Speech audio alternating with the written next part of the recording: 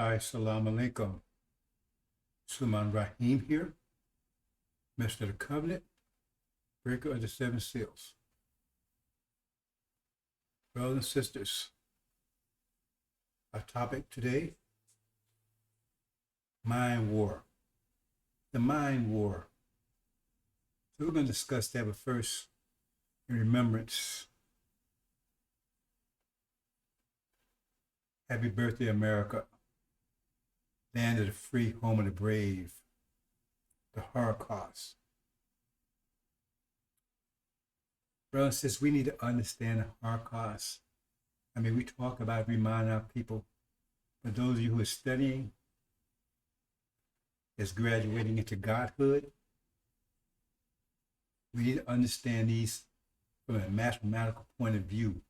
Now, we're going to go into some very detailed stuff here in this presentation. So let me start by talking about this Holocaust. See, we knew we was going through the Holocaust. We knew that 50,000 years ago, no one disagreed. None of the scientists disagreed on that point. No one disagreed. They understand basically how the universe works. Well, the scientists know how it works, some more than others, but they know how it works. In general, they know how it works. It's a matter of detail. Everybody knows in general how the universe works. It's just the matter of detail. You know, how detailed can you get?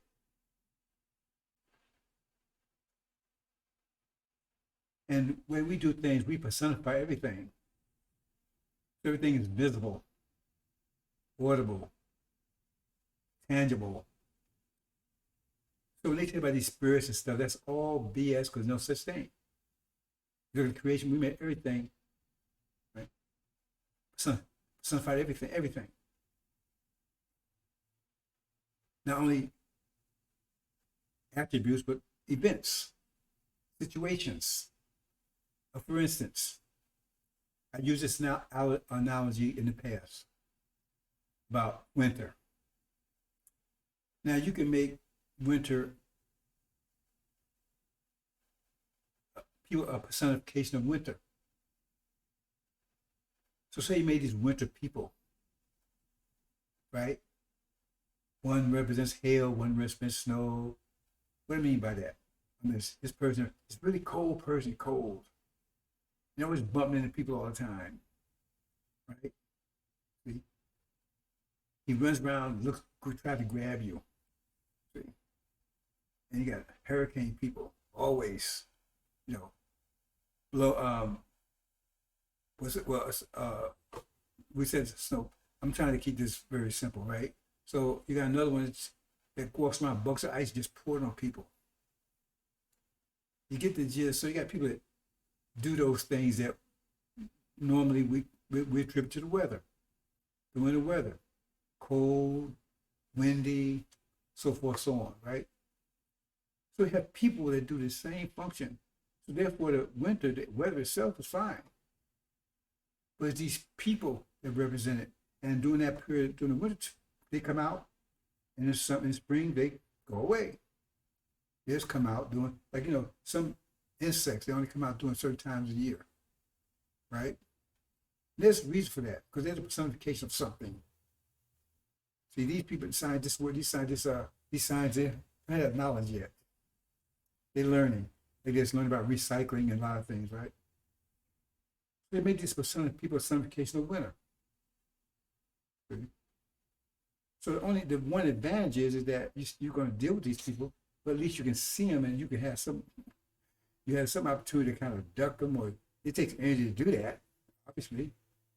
And you suffer energy deprivation, right? And that I want to make a point of energy deprivation.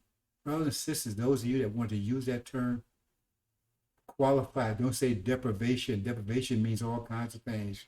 You can be deprived of food. You can be deprived of love.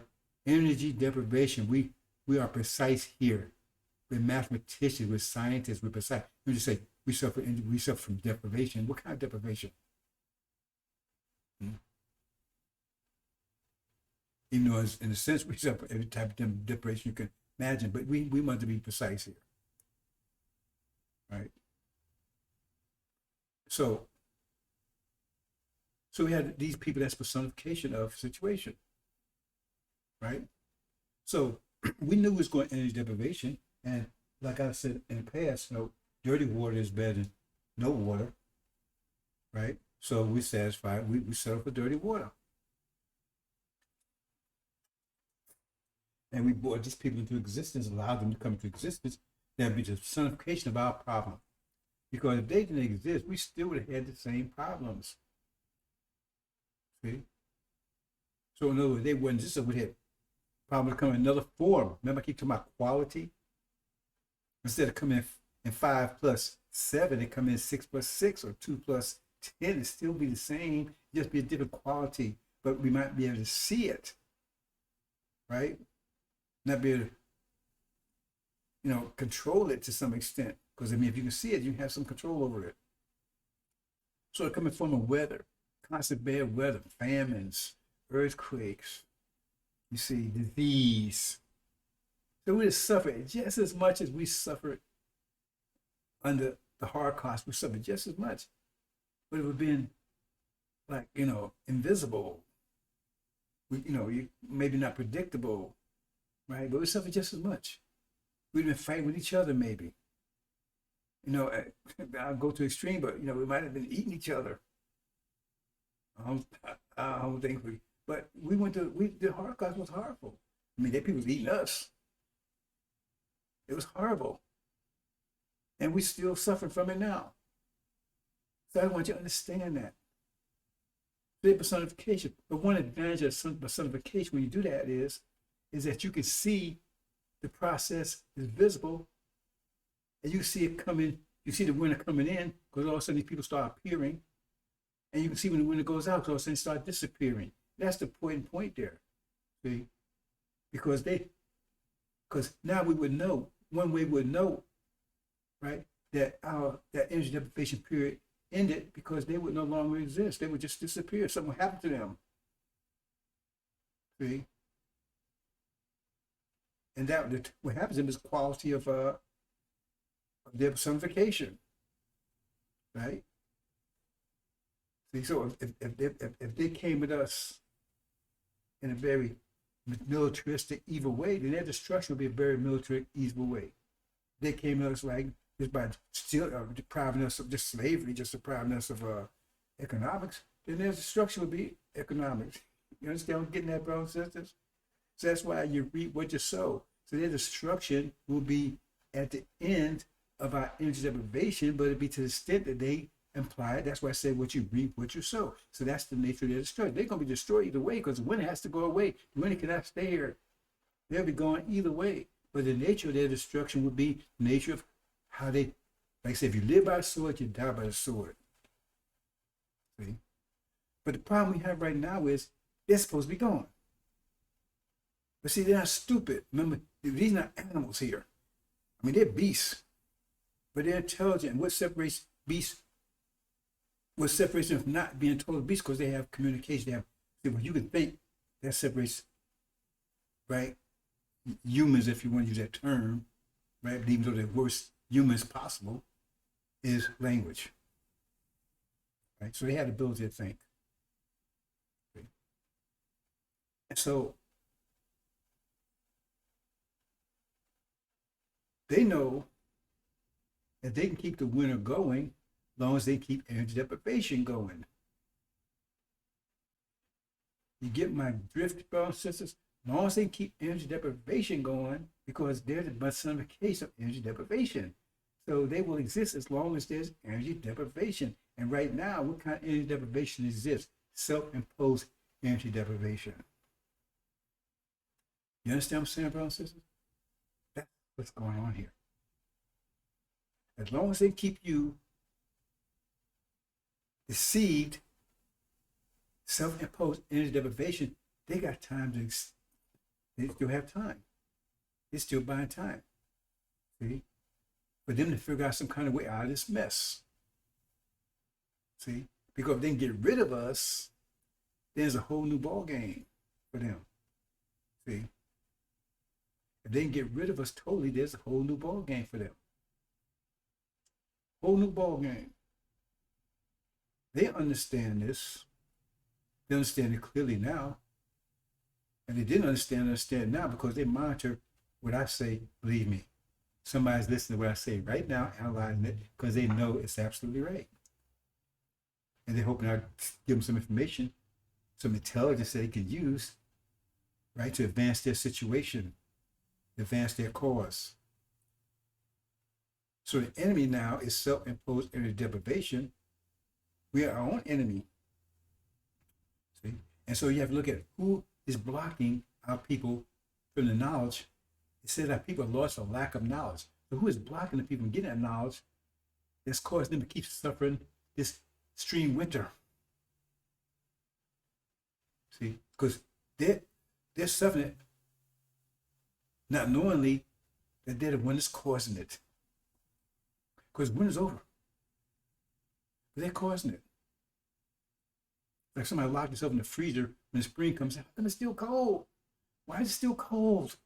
We'll get out the freezer. It won't be cold anymore. The summer is here. The spring is here. Self-imposed energy deprivation. See, that was the whole thing about Balaam. Remember we read the story about Balaam? They tried to talk Balaam, right? Talking Master Prophet Muhammad, and to continue to make the curse us to keep us sinning. See? And he was riding the ass, Farrakhan, that he wouldn't listen, he wouldn't obey Master Prophet Muhammad. See? He wanted to stick with that Sunnism. I mean, I broke the story down, so those of you, you can look and find it. You understand, brothers and sisters? So we got a mind war going, and I'm going to go into it like I've never went into it before. See? I just want to make you aware. The Holocaust, you see, there's much more to it than you understand, right? Like I said, they're the personification of it. See? Because we were going to suffer anyway, so now we can see our suffering, and we can see when our suffering is over. So our suffering is technically over. It's over for those who are not continuing in self-imposed energy deprivation. See? But most of our people, almost all of Lazarus, our people, is still locked in energy deprivation. See, that's the tribe of Shabazz. The tribe of Levites is coming out of it. Muhammad pulled him out because he looked out for his tribe. See? Well, they didn't go to as much energy deprivation as we were, so it was easier to lift them up. But that's another issue we're going to talk about. See? So who's keeping our people in self-imposed energy deprivation? That's empowering their enemies. Because at the point they stop, read scriptures clearly. At the point they stop, that's the end of our enemies. Look at it two ways. In the book of Daniel, right? What happened? The lion, that's us, that's tribe of Shabazz, right? The two eagle wings was plucked, that's Gog and Magog, right? It was plucked off of him, so they had no control of him anymore. At the same time, his mind was given back to him. So their destruction came at the same time his mind was given back to him. See what I'm saying? Once his mind, he stood up, made stand on his 2 feet, because he acted like a beast before that. Self-energy deprivation, self-imposed energy deprivation. And then he made stand on his feet, so he wasn't suffering anymore. He had his mind back, and that at the same time that caused destruction. Because they no longer had no power anymore.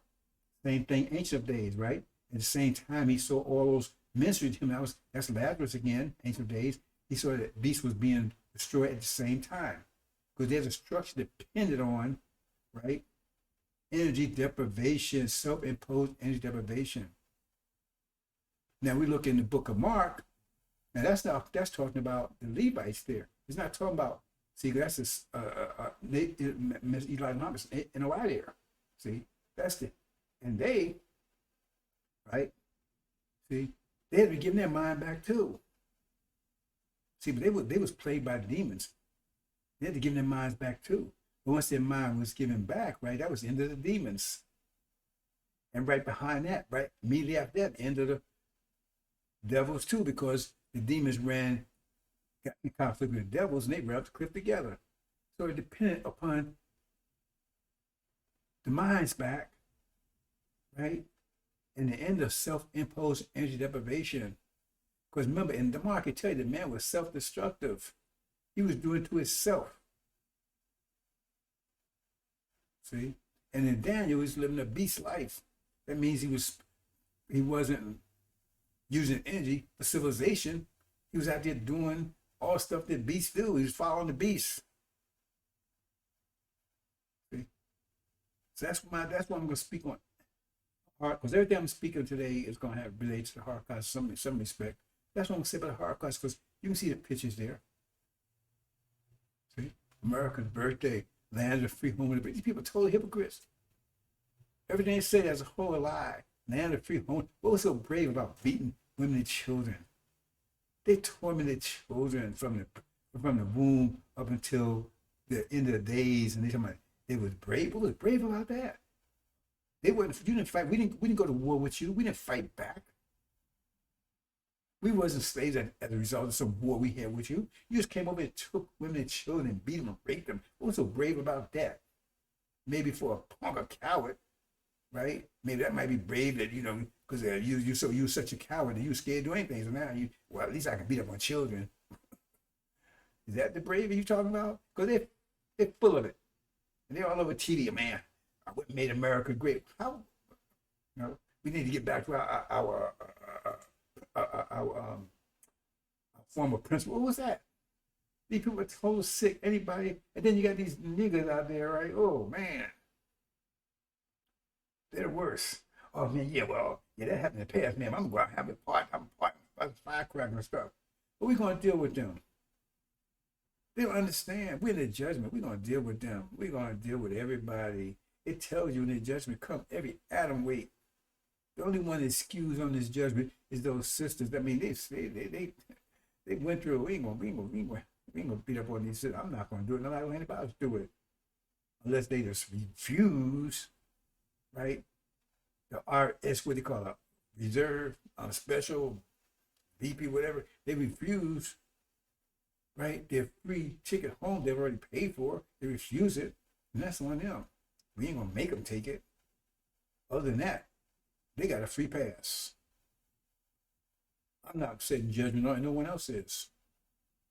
See? But the rest of these folks out here, brothers and sisters, hold up a minute, brothers and sisters. The rest of these folks out here, it says, but I'm saying our people, right?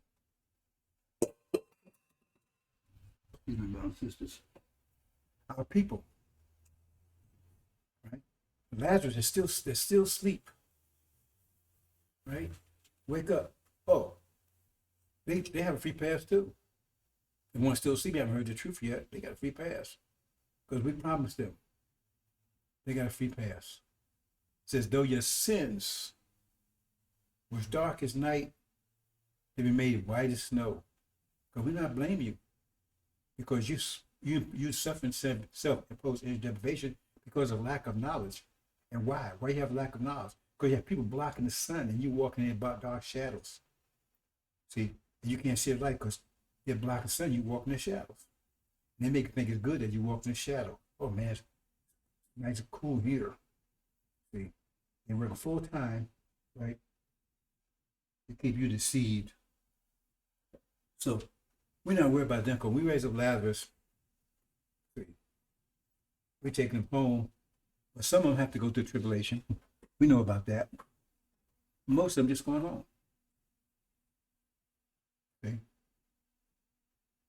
But these other ones, these Seven Angel, Eric, and all these folks, I'm not talking about just Chop Shabbat, I'm talking about Levites too. We're going to talk about that too. See? Because they're blocking the light. And some of them know very well this light. But see, they want to be the big guy. They want to be the big guy. See, I'm messing with their, their money. Because they come over here, man. They ain't gonna make no money off these people. Because they ain't gonna make you ain't gonna make your money over here. Because if you for real, if you're about love, like this lying, stupid, top hypocrite. I mean, it's hard to even call him a top hypocrite. You gotta have some intelligence to be a hypocrite. That boy has no intelligence at all. But anyway, he's a top hypocrite over there. Love, because love is all it is. Okay. That ain't what the scriptures say, but you keep talking that stuff. But love is about giving. It's not about receiving, ain't it? It's not about giving. What are y'all giving? Y'all do a lot of receiving. Money. See? That's what you're doing. Give me money, money, money, money, money. But you ain't giving nothing. You're not giving anything. See, that shows you a lie right there. Because it's about love, you be giving. Because all we do is give here. We don't take anything. All we do is give here. That's what I've been doing for 30-some years, giving. Giving, giving, giving of my life. Not just my knowledge. How do you think I accomplished this knowledge? A lightning bolt hit me in the head. Of course, intense study. Intense. When I say intense, I mean intense study. And nothing I can, and you come on, nobody can call Farrakhan a lie. What I just call him a lie. I call him a lie all the time. That means that's a lie right there, ain't it? But nobody can take, and you can call me a lie all you want to now. That's your business. But nobody can come and prove anything I'm saying is wrong. Nobody has done it. Nobody has even said it. They call me names, everything else. But no one has proved anything I said in the last 30 years is wrong. No one. No one. I had an open invitation. I said, I'll give it. At one time I said $5,000, but everybody sure that's wrong. Well, with inflation, I'm down to 500. I'm not a money person. I don't have millions of dollars in the bank. See, right? But I have billions of dollars for some knowledge. More than that, I'd rather have the knowledge than the money. That offer's still out there. Prove anything I'm saying is wrong. See? I even at one time, like I don't argue with anybody. One time I said, I'm open. I don't debate, but I said I'm open. Right? Anyone you come and come and show me where I'm wrong, I get up there and talk with you. Right? I'll let you go. I go here and let you present your ideas. I present mine, and we see who's telling the truth, who's a liar.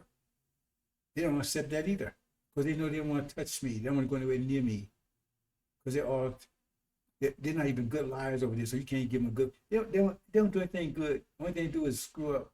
They don't know it. They can't lie right. They can't do anything. These people are totally pathetic, sick over there, and they're about to pay the price. Hell is closing in on them so fast. It's gonna hit them. It's gonna hit them like a 10-ton brick on the back of their head when they least expect it. And I'm talking about years, but I'm talking about days from now. So we're going to get into our topic, brothers and sisters, mind war. See, that's what this is all about. It's a mind war. What does that mean? How does this reality come into existence? Through a mind. Elijah Muhammad tells us that it's the mind of Dr. Yakub. This whole reality is from the mind of Dr. Yakub. He said it would stay in power until someone came. We produced someone who had a greater mind. See? And then you can understand what's the mind. Mind is pressure. It's an expression of pressure. You see? So pressure actually comes from the brain, but the mind gives it the quality. The mind, because mind is just software, it gives it the quality. See?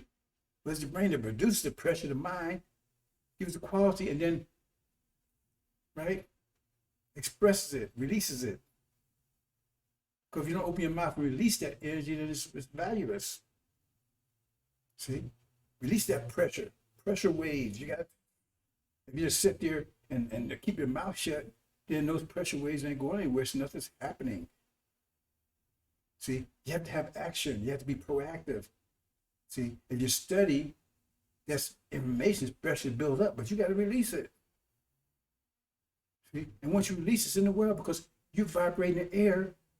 And whether people hear it or not, whether people do hear it subconsciously, but hear it or not, it's still affecting the atmosphere. You say, oh, it's still affecting. What I'm talking about, I'm affecting the air around me. I mean, change the quality of air that people breathing and everything. It's vibrations. I'm gonna try to get to that a little bit, try to get you to understand it, because a lot of people just don't see it that way. That's why you have different scientists, because they can see things on a different level that you can't detect. That's why a 25th scientist, he's so 360 degrees. He can detect things that you don't even know. That's why he's the only one to break the seven seals. Because you think, oh man, I'm talking and nobody's listening, so what I'm talking for, and you don't realize when you're talking, if you're talking, right? See, you're putting sound waves out there. Those sound waves are traveling, right? They're traveling very fast, right? See? So the person may not hear it subconsciously, right? See? But it's still affected, they're still picking it up. And I talked about tuning in, right? That means those sound, your heart vibrates, and and you pick your ears pick that all over the world, but you don't at this level, because you suffer energy deprivation. Your sense is not shut. Your heart is not. In other words, your heart can't distinguish between external vibration and yours. It's like you're in a room and everybody's talking, so now you can't hear yourself talk because everybody's talking. I'll be quiet so I can think. Same process. And once your heart becomes firm enough, then you can distinguish between the vibrations that's yours and the vibrations coming from everyone else. And then you get so good that you can say, okay, it's coming from that person, it's coming from that person, it's coming from that person. And you're going to have that ability, once you have enough energy deprivation, to achieve that. That's why Master Muhammad recited the Quran for 6 to 8 hours a night, so he can stay on that level. Okay, let's go on, bro. It's just mind war. So the few things we'll talk about, it's going to be a while, I think.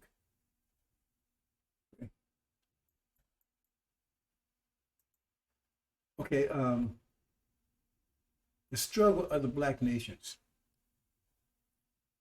And what's that about? Now, this book here, you see this cover here? I'm going to show you in a minute, right? This book was printed 30 years ago. That's the cover of it. See? I mean, I just put that, writing it just now, as a graphic. So I'm going to show you the book in a minute. At least a cover. Because something I haven't talked about, because I said, right now, we need, my main topic right now is dealing with these demons. That'd be the first battle, right? And then we have to get, then the second battle, right? Get our people raised up and out of here and back home. And I've been talking lately a little bit about the war, as they call it, the war of the latter days. See, because ultimately, what this war is about, see, it is about dealing with energy deprivation. But remember, I said we're in a process right now where we're beyond that. We suffered self-imposed energy deprivation since 1948. Okay? But see, this is just one battle of the war. This war started 50,000 years ago. That's before the devils were on the scene. It started 50,000 years ago. See? Our betrayal. See? Our forced into Africa. Into where you might say Southern Africa, because Arabia is Northern Africa, right? Forced among the Levites. There were 3 tribes: the Hindi tribe, the Levite tribe, and the Shabazz tribe. So it was forced out, so we covered Arabia with sand to protect it, because we're going to return. But who wanted us to return? Does anybody want us to return? Because Elijah Muhammad told us that, Master Muhammad taught him that. They started on us 35,000 years ago with a very, very powerful weapon, Dr. Buddha, right? We don't talk about him, to separate. They say it was our first enemy, to separate the creator from the creation. See? He looked at that way, but our first enemy, they're actually the ones that kicked us out of Saudi Arabia. There's our first enemies, our brothers. Ishmael. They forced us out. The story of Joseph, they kicked us out. That's the a different perspective of it, but that's the same thing. But he just finds And now you got well, we gotta be the Native Americans and Mexico, that kind of stuff. A lot of them say they're our first enemies because they try to separate the creator from the creation with religion. Because there was no such thing as religion before that. See, everything became detached from reality. That's the beginning of it. It found its full maturity 551 years ago. About 500 years ago, right? In Christianity. See, that's the first attack. So those people are not our brothers, our enemy. The Native Americans and Mexico, those people are enemies. That's why they came over here. That's part of one of the reasons they was the ones over here. They worse. They worse than the ones over there. Because the ones over here was even worse than the ones over there. They were so bad. They had the ones over there had to kick them out,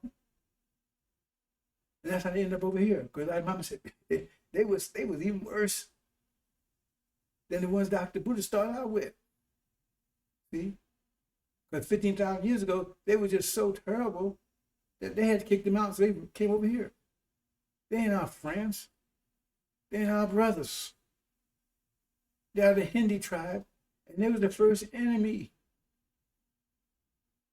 See? The Ishmaelites, their mother was a Hindi. See?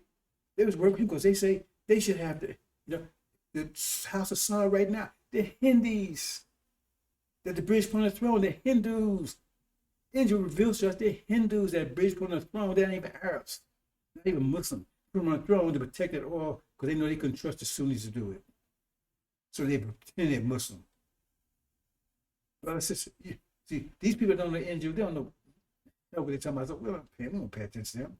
They don't know, have idea what the world's going on. All they think about right now is that, suck as much parasites, suck as much money out as you can.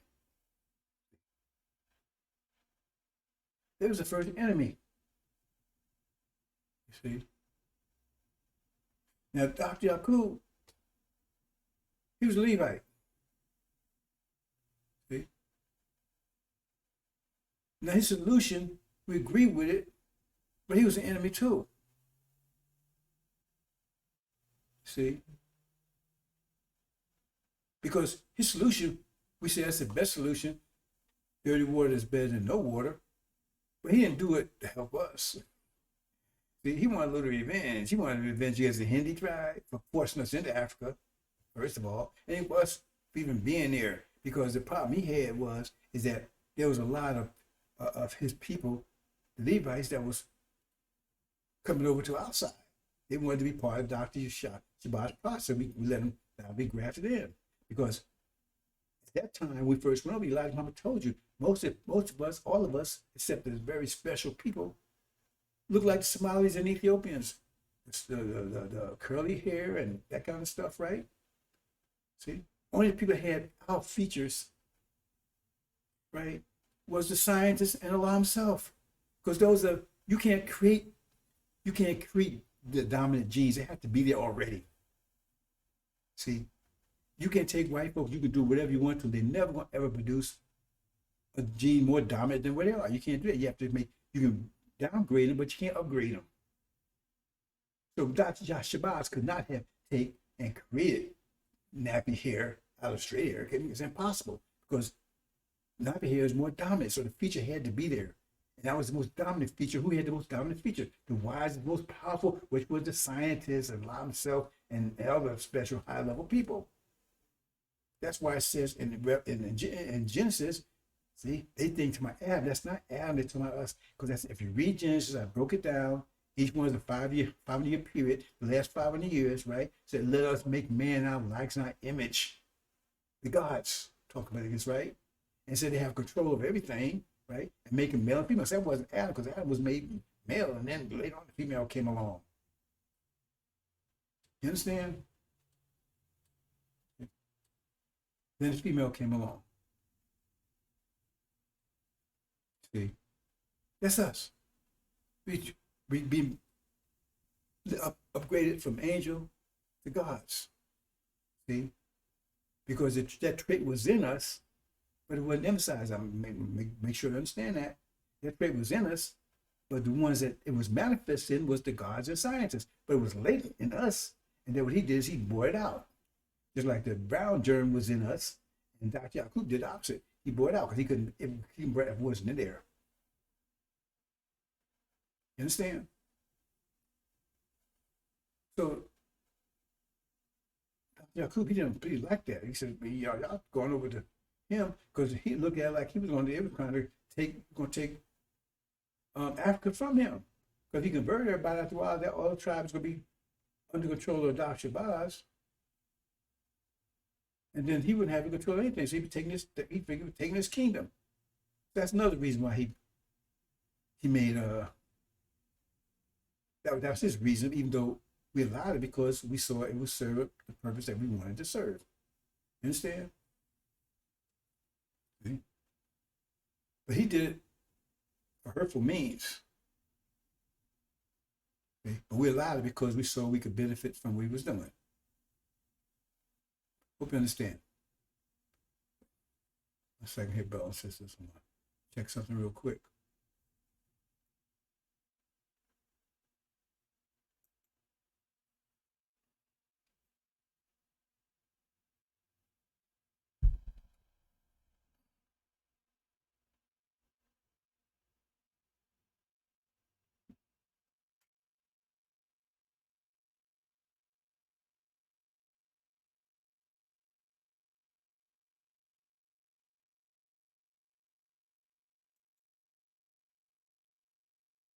Hope you understand. So we got two enemies. We got three actually. The one took our land, Ishmael, half brother. See? He's half Shabazz, half Hindi. Then 15,000 years later, we get Dr. Buddha, right? So our land is gone. They try to separate us from our creation with religion, right? Then we get Dr. Yakub 6,000 years ago, right? See?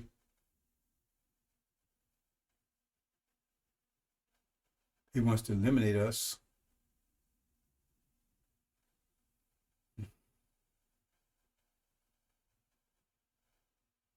But see, the two most powerful nations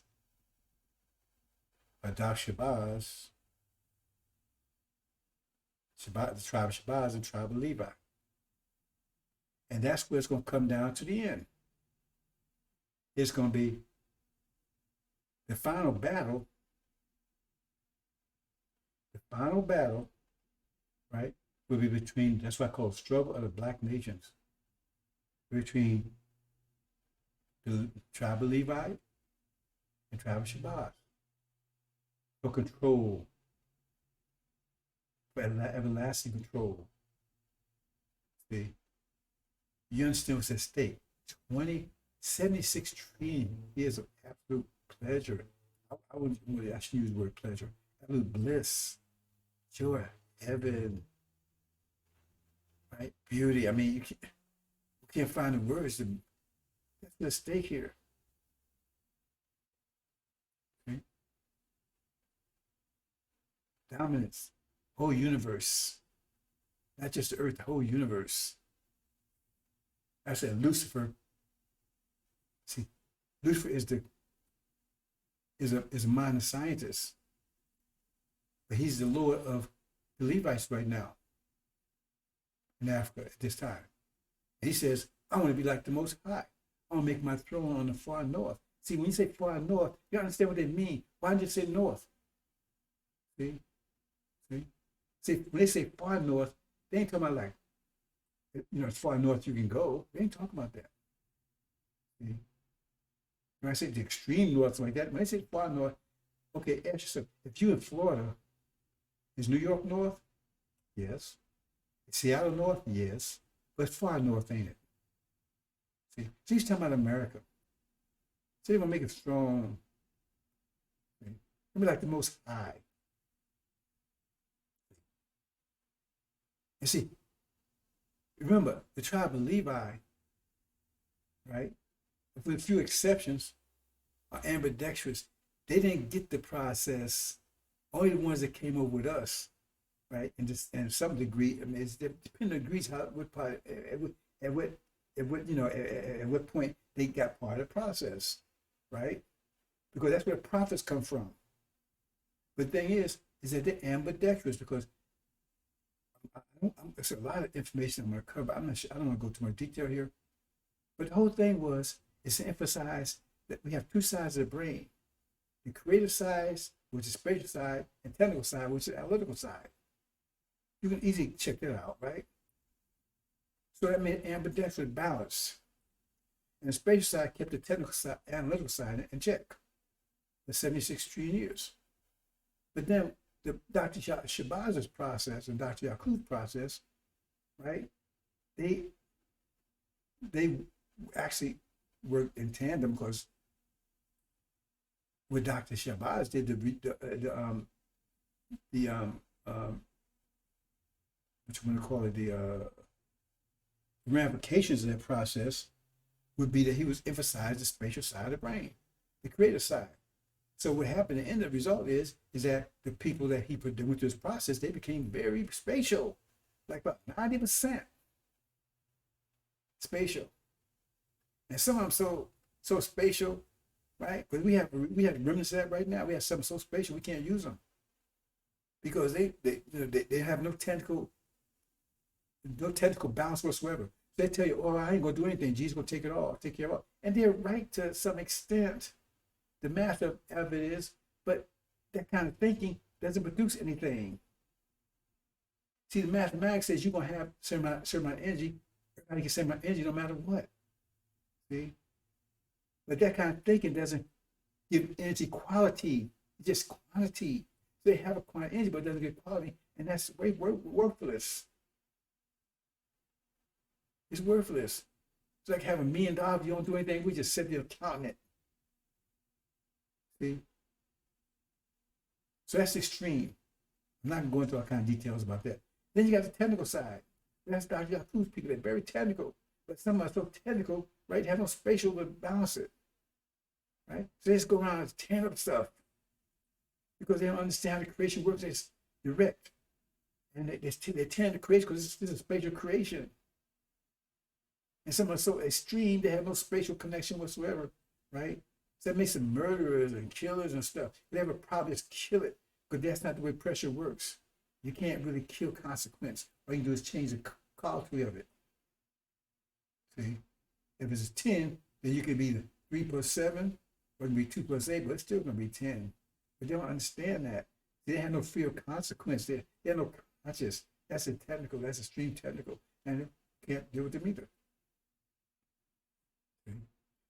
But the other ones, where we were before, and that's most of the Levites now, there was balance. They're still ambidextrous. So there's a communication between the two. We need them to communicate between the two. We need a communication. You see? So that makes them very political. That's why I said Lucifer would be very political, because it wouldn't be highly technical, it wouldn't be highly spatial. He'd be because remember, you have the coordinate between two that makes him. He'd be a political genius. I'm just cut to the chase, and that's Obama. You're gonna see in a few days. So I'm not hiding anything anymore. I'm not downplaying anything, because we're here now. We're here now. You're gonna see in a couple more days we're here. That's Obama. See, he made it strong here. He was president. He's a Levite. Right? He didn't go through what we went through. And he's an enemy. He's a hidden enemy, but he's an enemy. Because when you understand Genesis, he's that serpent that told Adam and Eve, yeah, you can take care of them because we're the tree of life. We're the tree. We're the tree that was in the garden. He said, yeah, you can eat them. That means consume, take them out of existence. Yeah, you can go ahead and do it. He encouraged them to do it. Because he don't care about us. But he had Farrakhan's food. He's the Messiah. Remember he's telling about, we got the tapes. He's the Messiah. See? And if you understand Dan, he's that horn that made war with the saints through his mouth. Farrakhan's his mouth. See, they're all connected together. I'm not going into details here. They're all connected together, but he says, you have no idea the enemies that you are exposed to. Because when I get finished today, if you understand this, you understand, you have no friends at all. You can't trust anybody. You can't even trust none of the Levites at all. See? I'm not saying they won't accomplish their mission, but they haven't yet. So we reserve um, comment on them and watch them. You see? What was that thing Reagan would say, trust but verify? But we ain't trusting. See? We're called show me state. Yeah, show me. Because your track record is not good. Not saying you're not going to fulfill your agreement, but we're not going to trust you to do it. See? Because my people's life is at stake here. And when I get finished, if you understand what I'm saying, you understand what I'm saying. Because, brothers and sisters, they're out gunning for you to destroy you. Not just these people here, the whole planet. See? Yeah, if you read it, chapter 17, if you understand those two horns represents China and India. Those 10 horns. And it says they will make war with the Lamb. See? Now we already got Lucifer. That's coming out of the Levites. And now we got the Hindi and this other tribe, right? Which is, I'm not going into detail about, but that comes out Mongolia, and that's a whole nother subject altogether, brothers and sisters. But it says they're going to make war with the Lamb. So who is left that's not going to make war with us? We got Satan making war with us. We got Magog. Right? We got Lucifer. Right? And then we got these 10 horns. That's the rest of the nations. See, they have no idea what the angel is saying. Everybody's at war with us. And then you got the demons. Everybody's at war with us. So who is loyal? Are we going to look outside, right, and trust the Levites when they haven't been trustworthy in the past? We're going to watch them closely, see if they accomplish their mission. We're not going to trust them to accomplish it. See? They've been well taught. They're over 2 years of well taught. They've been taught by the 25th scientist himself. You see? They taught an angel. Not only just taught it, because I never taught how angel works to anybody before them. How to read it themselves. And I gave them a special book that was taught just for them. So we see what they do. Because I ain't interested in this. And I'm not going to sit around and wait and see what they do or not going to do depend on that. I'm going to make my moves, right? And if they make their moves and it supports my moves, then okay, I'm down with that. But if I see they're not, right? I wash my hands, I'm through with that. Because we going home, brothers and sisters, and I'm going to get you there. See? Because you got most of the scientists against you. The prophets against you. The devil's against you. The demons against you. Everybody's against you, brothers and sisters. I hope you understand what I'm trying to explain. And you don't have any idea about any of this. And nobody's even telling you. And we're going to go into and try to explain some of this, right? Okay, listen. That's why I said this. I wrote this 30 years ago. The struggle of the black nations. That's the last final battle. See? The battle, the last one. First, the 10 horns. That will precede that, and then this one. This will be the last one. Battle between Lucifer, right, and Suleiman. See? With Master Muhammad having his back.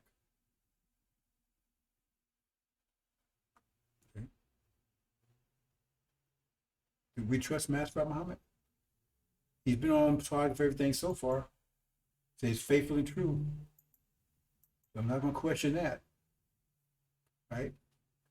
That's the book right there, brothers and sisters. You see right it says, The Struggle of the Black Nations? That's the cover. But it's a mind war. See, that's what you need to understand. They're talking about nuclear weapons. Like I said, how these nuclear weapons come into existence? Who controls them? The mind does. Don't be dismayed by their nuclear weapons, all that kind of stuff, right? They don't mean anything. It's the mind that controls them. It's a mind war. Superior mind against the inferior mind. And what's the angel? Angel is your mind's the software. It's the most powerful mind on the planet right now. For right now, it was built for right now. That's why it was locked down tight with 7 seals, right? Released at this time, and that was locked down by who? Suleiman. He's the only one who could have locked it down because he's the only one who could unlock it. If someone else had locked down, it means if they can lock it down, they could unlock it. If someone else had locked it down, that means they have to lock it down. They can see what's in it, right? So Suleiman locked it down 16,000 years ago, so nobody opened it but him, because it's full of arsenal of powerful weapons, mental weapons, atom bombs. That's blowing away. It's already seen evidence. It's blowing away this whole thing. It's blowing away his whole mind. It's blowing away this mind. Remember, this whole society is based on the mind. I keep understanding that it's not based on the nuclear weapons, the technical ability. It's based on their mind. And you got the war, the battle of the minds. See, my mind against their mind. See? And when you destroy their mind, you destroy everything. It's like you destroy the foundation of how it collapse. When you destroy their mind, you destroy everything that came out of their mind. This whole society, everything. And so society is collapsing now. That means there's another mind because look at their minds. They're crazy. Their mind is insane. The things they talk and say doesn't even make any sense anymore because their mind is being crushed. See, that's what I'm trying to get you to see. Since you can, oh man, I don't see no wind, but you see the leaves blowing, don't you? You can't see the wind, but you can see the leaves blowing, can't you? I said we're going to get some stuff today, brothers and sisters. There's no more lamb. See, we're talking about the lion now because that's the time it is. See here? Mind war. You got 2 different minds going on there. So you see the red one and the white? You got 2 different minds battling against each other. How? Pressure waves. See, they're going 24/7 news networks and all that kind of stuff, right? And all this stuff. You see all the news, man, propaganda stuff, right? But remember, I told you, 1 ounce of high pressure will destroy 1 trillion tons of low pressure. So they got, oh, that don't matter to me. If they platform, it don't matter to me because as long as I can speak, I'm putting them atom bombs out there and it's getting into the atmosphere.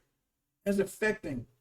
It's like you understand, that's why I tell you stuff these vectors. I talk to somebody and I say, they heard me. If they heard what I said, I'm telling them consciously. I say, hey, bro, I tell them something, right? Oh man, get out of that shit, right? He heard it though.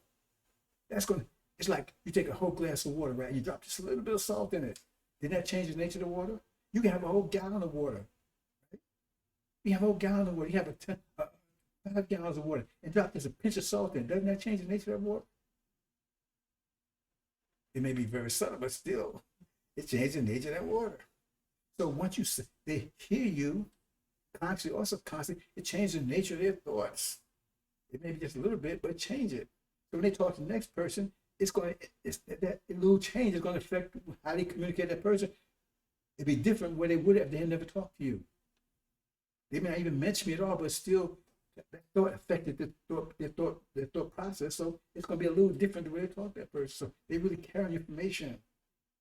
And if your information is more powerful than information out there, because they're all the news, man, all the news, they got all these TV stations, all the internet and everything. I said, man, that ain't nothing. See, because once you understand pressure, that ain't nothing. I ain't free to that. They try to deplatform. I told them, hell, if you platform me, shut it off forever. I ain't afraid of you. I don't need your internet.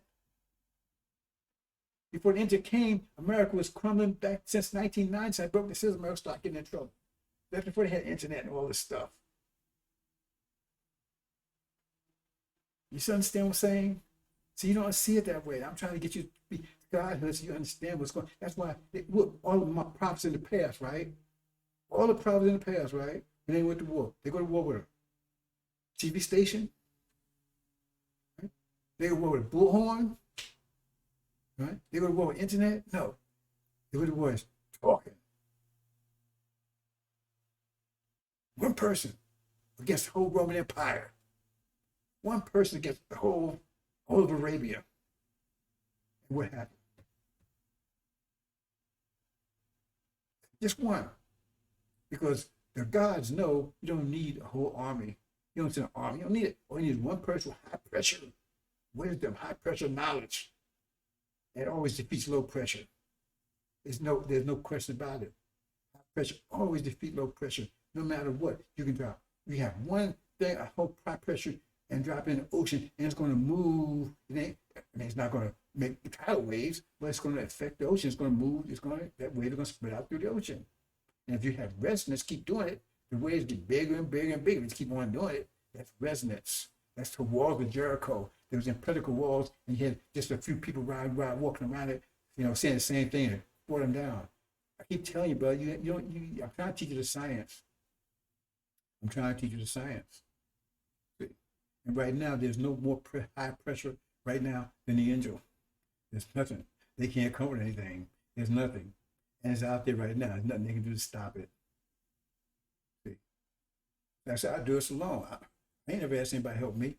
I ain't somebody give me a dime. If people want to help, okay, but I watch them. I don't need any help. It says the world doesn't need any help. They need helpers. But if you want to help and you do your job, then you receive a reward. Because that shows you where your help shows you your position amongst your people. See? Because if you can stand and help them and save them in time of trouble, then you deserve, right, to be one of their leaders. Because you let them do hell, you let them do terror, them do destruction, you let them do pain and suffering, so you deserve to be a leader. Not just because you think I should be the big man, I should be the big woman. You prove that happens all throughout history, right? Because that's how people keep king and queens. Because when the war stood up, certain people stood up and got the people through the war, and done the people rewarded them by royalty. You the king, you the queen. That's how those things happen. See? But y'all understand that. Understand in a minute. Because every time you got to say something, right? Okay, is you put out high pressure waves, low pressure waves. Now I'm gonna go through this quick because this is something I talked about the other day. I'm talking about how the universe. So this universe, I say in the center there, right? In the very center, that's us. The circle in the middle there, right? That's the Earth, and the universe is on the outside. So I'm not going to go. I got a whole presentation explain this, but I'm going through this briefly because I want to make a point here. So here's the universe contracting. So now it's contracting. Then Earth is very hot. Because this whole so Earth is, like I said, the Quran said the Earth and heavens were one, and then we expand to heavens. So now in the heavens, they span and contract like heartbeat forever. So this point of contraction, we're in the contraction stage now, right? So this is a point where it's fully contracted, right? So that means the pressure, it only stops contracting when the pressure on the inside is equal to the pressure on the outside. That means it don't contract anymore. So now that means the yellow part, that's the universe. The red part is the Earth, and the in center is us. So we're part of Earth. Earth is our mother. So what's in the pressure in the inside the Earth and us is equal to the pressure on the outside. But since the outside is more volume, that means it's not, the temperature is lower, right? Because they got more space to move around, so it's not clouding that much. But the pressure is equal, but the temperature is lower. That means the atoms not moving around as fast. Okay? The temperature is lower, right? But in the center, the Earth, they move around real fast because it's much small space. But in the very center, the black part, they move around so fast at 24 billion miles per second. Speed of thought. That means that's consciousness. They're conscious. But that black is equal to the same pressure as yellow, right? That means it's equal in pressure. But its pressure is nature of thought. So its thought is equal to that means its thought is equal to me since its pressure is equal, but that pressure is in the nature of thought. That means it's equal. It has total knowledge of the universe, total. Was equal to it. But one is pressure, one's consciousness, right? One's consciousness, and one is not. But the Earth, it comes close to being conscious, but not because the pressure is not that great. It's not moving at 24 billion miles per second, right? but the pressure is great enough to produce every element there is in the universe. Because that's what it takes. It takes gigantic stars to produce uranium and those heavy elements like that there. But our sun's a small star because they produce helium, which is more simple as atoms. But you have a superstar. This star is the biggest star, the greatest star in the universe, because that's the whole universe. Right? It's enough to produce every. That's why Earth has every element there is. So it doesn't reach, but it doesn't get reach to the consciousness or atom of life. But in the center, it's so small space. It achieves 24 billion miles per second. That's thought. That's us. That's what it means. Maker, owner, creator, planet Earth. Because we didn't make the Earth. We didn't create the Earth. We made it. Because it's our mother. We gave it form, right? Maker, owner, cream of the planet Earth. That means cream means from the bottom to the top. It means we was in the center of the Earth. Then we moved to the top, right? God of the universe. So we're totally conscious of the universe. That means you have total control of it. Okay. So I'm just pointing out. So I got a presentation explain all of that. So it is. We give form to the Earth. We're in the center there, the brain, right?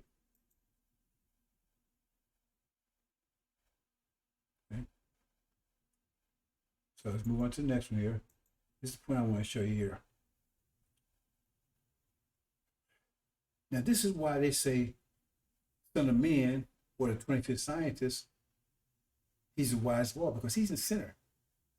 See? He's the center. So he has 360 degrees. But the circle outside of that center, you see where it says other 24 scientists? That's a whole bunch of them. All together, they make 360 degrees. So not one of them has 360 degrees. All of them together, all 24 together, makes up 360 degrees. But he's in the center, so he got all, see, they all that together. It takes all 24 of them to equal the same pressure. It takes 24 of them to equal the same pressure as the one in the center. You understand? So I want you to understand how what's different between 25th scientists and other 24 scientists. Because it takes 24 of them to make up the same pressure. 25th, so 25th had 360 degrees, but they had 360 divided up in 24 parts. How many 24 parts, how many degrees would each have? I'm not saying each would broken up evenly like that. Some have more than others, right? That's why Master Muhammad's father, if he was the 25th science, he wouldn't have to go ask anybody anything. He had to go to other scientists and buy their knowledge from them. He had to purchase it. They give Master Muhammad. So he could not be the 25th scientist, right? So it had to be one of the 24, and he is a 24 scientist. His father had to take and go to other scientists and add degrees together to give him degrees, to put him up to 24. And plus, he's still a made scientist. That's no straw together, right? Not a natural scientist, right? Because he had to be taught to be a scientist. The regular scientists, they're scientists by nature. No one had to teach me to be a scientist. He's 24 scientists, period. He's the God of this period. But that's what it means. He's in the center. So he has 360 degrees. One on the outside there, right? And then outside there is just regular people. And all together, they make up 360 degrees. You see? But everybody got different aspects. Some got 1 degree, some got 10 degrees, some got 15, whatever. But all together, they make up 360 degrees. That's why everybody got all the perspective. That says Allah is he who comprehends all things, but he comprehends all vision. The vision comprehends him not. You need to understand what that means. See? Hope you understand, brothers and sisters. See? So let's move on. I said we're going to cover a lot of stuff, brothers and sisters, because we're there. We're there. So, 25th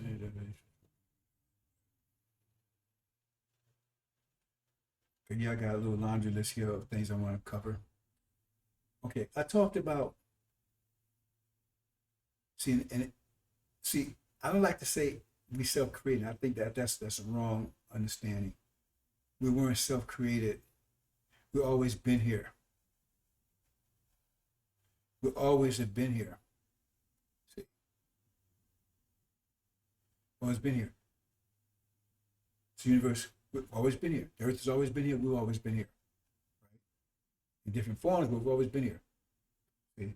Right now, we're in a form that we define ourselves after 27 years by taking attributes from ourselves. Because it said all life came from us, one being, right? So it used to be plant life, and all life you see out there was once in us. So imagine what we looked like, what kind of peace we were. It was pure experience because it was like Iblis said, it was fire in the beginning because there was no water when the universe totally collapsed like that. There was no water. And then we had a fire. Well, we had a lot of stuff I'm not going to talk about here today. The thing is that, right? So as we start, so at that point, everything returns to Allah. That's the one being. And so everything returns to Allah in the end. So he's the only one there. And then he ignites the creation again. Right? And you have some resistance to that. I'm not going to talk about that. Anyway, so the first thing he does, remember, he has total knowledge of everything, universe, that one being. First thing he does, but he doesn't do it by himself. At this point, he's already, this took a little some time, right? And he's reproduced himself many times. So there's a lot of people there, right? He's the God. He's the one in the center. And you got other scientists. That's remember, they come out him and then so forth. So how many people there? I don't know. I haven't looked into that. But at that point, the universe is very simple. Very simple.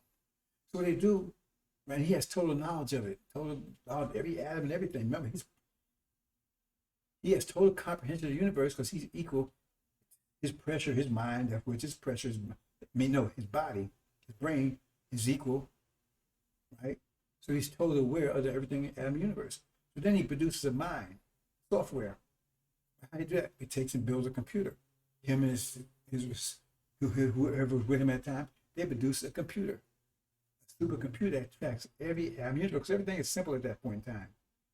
It tracks it, tracks everything it does. What it's doing, interaction, whatever. Total. See, and that's the software. See, that's the beginning of software. That's the mind. That's his mind. He builds his mind. Okay. I'm going to rush through this kind of, because like I said, explain this in detail. I'm not going to spend 2 hours trying to explain it. And out of this, right, because we find that the Earth, right, has this 25,000 year cycle, and that is composed of 24 seasons, probably 6,000 years, right? 4 of them. So it's winter, spring, summer, and fall. Each 6,000 year period. And for each one, there's a scientist that's the God of that period, right? That's 6,000 year period. Dr. Yaqub was the one that's passed. Master Muhammad is the one that's going to call him the Lord of the Dawn, because he's the one he's the master of this 6,000 year period.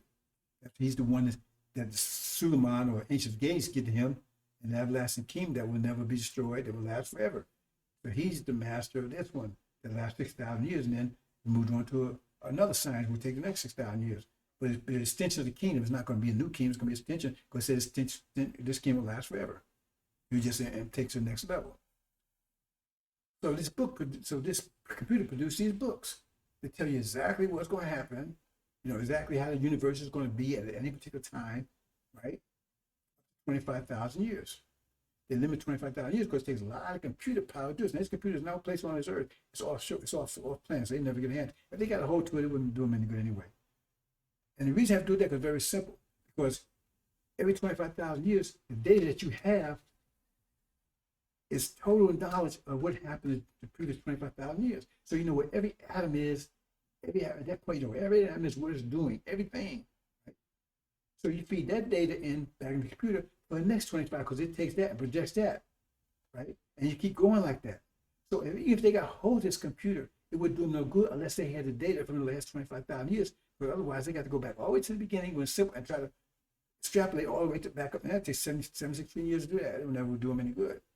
So they have to get exactly the data from the last 25,000 years, all of it, and then put that back in the computer, and it would compute from that point on.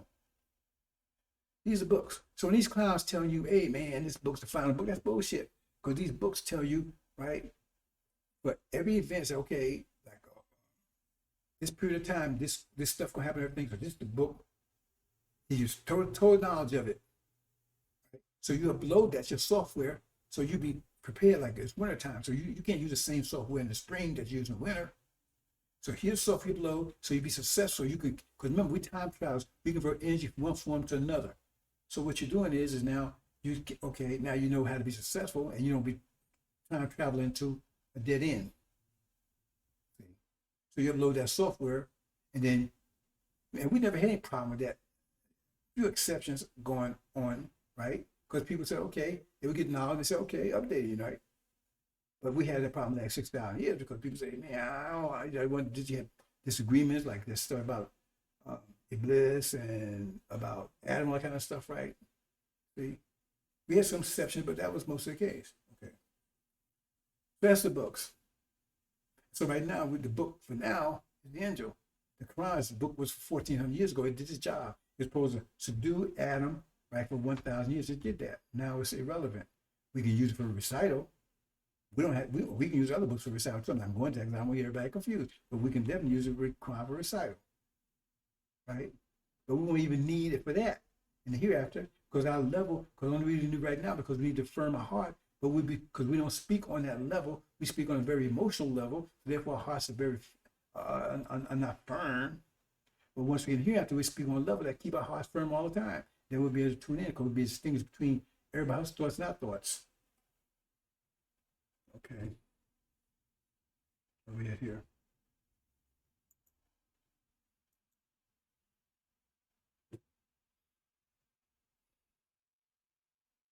You see our vehicles. Now the reason I put that there because the book, the same computer does that. The same computer we need to navigate the universe. Because it says the garden wise of heaven and earth. It would be a garden wise heaven and earth. Heaven and earth, we cannot get out there. But we're going to speed of light, that it would be a waste of time. It would take you years to probably get to the nearest star. No, we can travel as fast as that computer can calculate. And that computer calculates at the speed of thought. That's what it was built. It calculates at the speed of thought, 24 billion miles per second. Right? Let me back off on that a little bit. Just slightly below that, because we don't want to be conscious. Just slightly below that, nearly 24 billion miles per second. So that means it can calculate that fast. That means we can apply a course to the universe at 24 billion miles per second. We can see, we can go further than that, but the computer's limit is at 24 billion miles per second. That's fast we can go. We just thought. See? Because that's why, because you can't travel to the universe.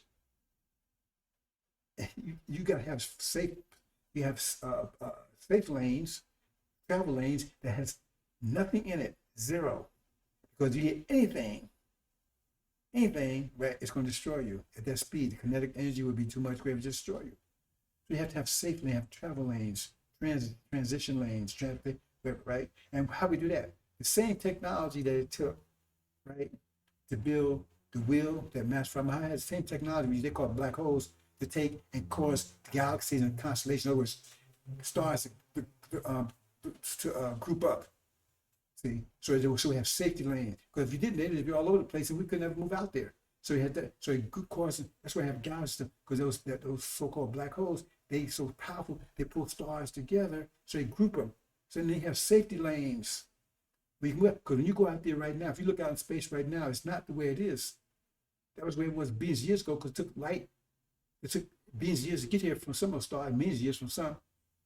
So we have no idea how they are right now at this time. That would need a computer tell us where the stars are right now, instantly, at this point in time, right?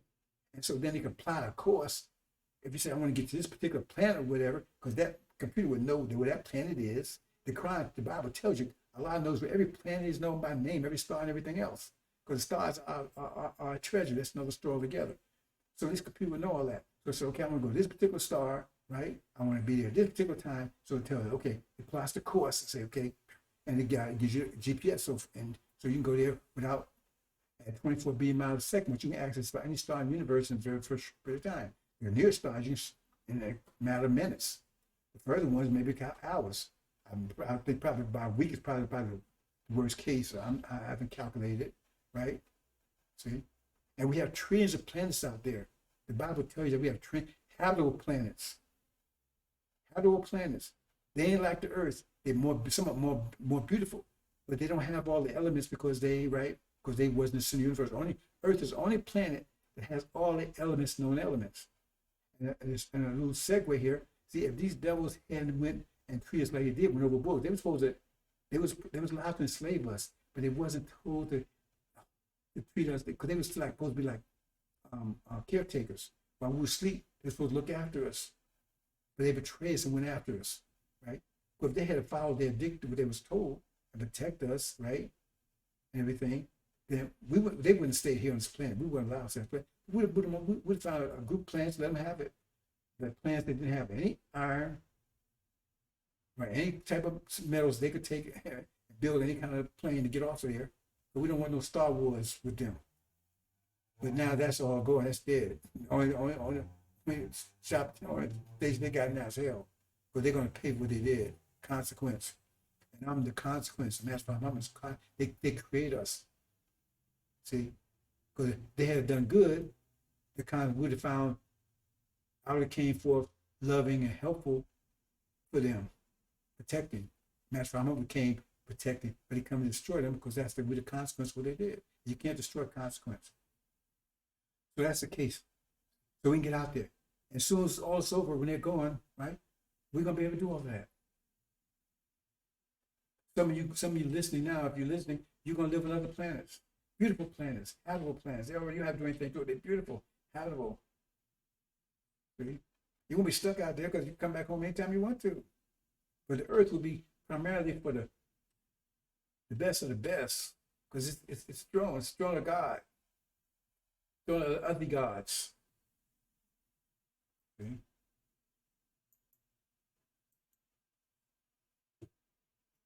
So this is briefly, right? Remember the Battle of the Minds. See? So this is the mind that came in 6,000 years ago. It's the mind of Dr. Yakub. So this is what they brought his mind brought in. See? Because see, one of the things, right, you think that's great, that's terrible. Because they brought manufacturing to the earth. We never did any manufacturing to earth. That's loose to earth. We do our manufacturing, off planet.